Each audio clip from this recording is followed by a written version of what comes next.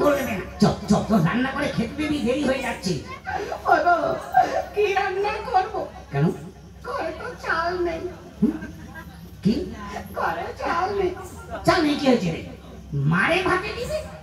বলছি তো ঘরে চাল নেই। বেগুন সিদ্ধ ভাতে দিবি? বলছি চাল নেই।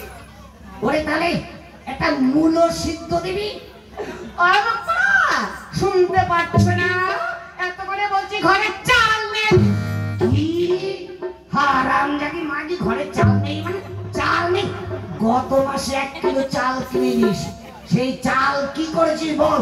তোকে আজকে মেরে পায়খানা করে চল চল চল, চাল কি করছিস? চল